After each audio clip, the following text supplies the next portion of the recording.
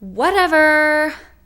Hi Playmates, how are you? It's Aristar here. Hope you're having a great weekend. So originally I wanted to kind of go over like team builds, but I did notice that they recently posted a news update about some battle system changes that's going to be happening in the game. So I thought it would be better to kind of go over what these changes are going to be, because these changes are always going to affect how gamers are going to be setting up their teams and so forth moving forward. But before we begin and dive into that, I just wanted to quickly mention Beatrue is going to be the next mythic hero. Now that is pretty interesting. I know she met with a pretty high review in terms of her reincarnation as a human, but I really thought that they were going to be releasing like all of the 7 heroes before this kind of happened. But you know, that's pretty cool. I mean, she looks pretty cool. We'll have to see what kind of skill sets that she has. But anyway, let's go ahead and move forward to some of the new battle system improvements that they're going to be implementing into the game. One of the things that I think Line Games is trying to tackle is the whole system regarding like resets. So now we know that Line Games has kind of addressed this frequent reset issues before in the past. It looks like what they're going to do is they're going to implement a system where the Guardian Stones can be now shown. So right now in the current system, all the Guardian Stones are hidden until you hit them with the right Guardian Stone based on your hero's position, allowing you to get another reset turn.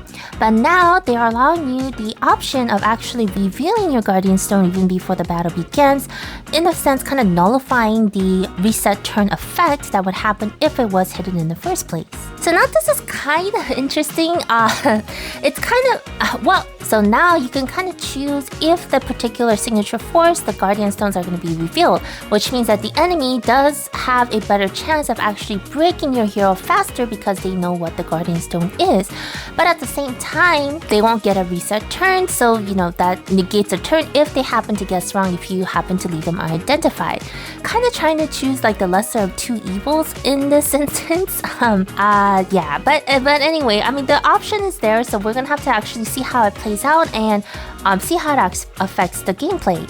The other interesting thing that they're going to be implementing is granting burst skills to all the heroes. So right now, only warriors and wizard classes, they have a burst skill in which you use all the mana in order to release a higher powerful attack on the enemy. It seems that they're going to be opening up this like burst skills to all classes and all types of skills gradually, not all at once, which is an interesting concept, and allowing this kind of diversity may change up things depending on how they actually play it out with some of the skills. Like for example, if they put like a burst on like a healing skill or something like that, that might be something very interesting to kind of play out. But until we get a little bit more details on what the skills are going to be, we'll have to wait. But again, you know, allowing the burst skills to be kind of opened up to other classes and other skills may potentially put certain heroes that are, you know, less useful now to become a little bit more useful depending on what their burst is and depending what your lineup is in order to gain faster mana.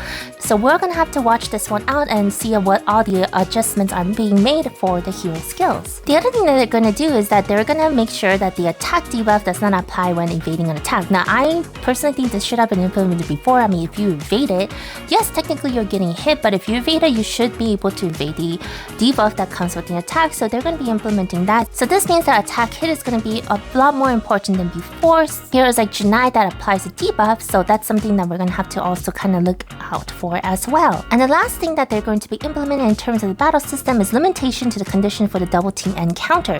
So some of the conditions that they placed was for counter against enemy counter does not occur, and then there's no double team against enemies counter attack. So you know that kind of limits some of the counter attacks and the double attacks that's going to happen. And for the double team, so when an ally counters, the counter does not occur. And when an ally does a double team, the double team does not occur. So basically that means that you can't counter a counter, which will eliminate some of those turns that does happen. And the same thing with the double attack, you can't be doing a double team against an enemy's counter attack. And then the second part where it says condition for the double team, when an ally counters, the counter does not occur. So it probably means that you can't do like a double counter.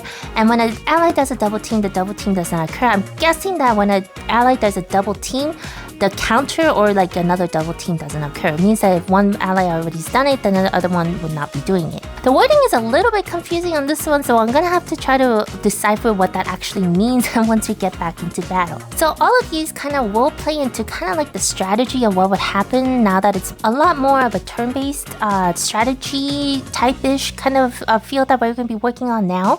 I know they're also implementing some quality of life changes like increasing the time period for Zenbuster and Air Squadron and adding a UI that will let you check like the Fate Core theme information on the tooltip so that you don't have to kind of keep going back and forth because, as you know, Fate Core themes have become a little bit stronger in the role that it plays in a team build-up. It is a little bit confusing like that the battle system is still kind of being changed, like the core mechanics are being kind of changed. I think it does, coupled with all the kind of other updates that we've been getting in the game that, Line Games has been trying to make implements and the changes and all these updates, meaning that the game still has a little bit of life in it, a little bit of spunk left in it that we can enjoy for a little bit more time to come. What are your thoughts on all these combat battle changes? Is it confusing or does it make it more fun for you because of all the changes? Let me know down in the comments below. And if you like random gaming content, especially on mobile gacha games, please consider leaving a like and subscribing. I post every Wednesday and weekends. Thank you all so much for watching. Stay safe and take care.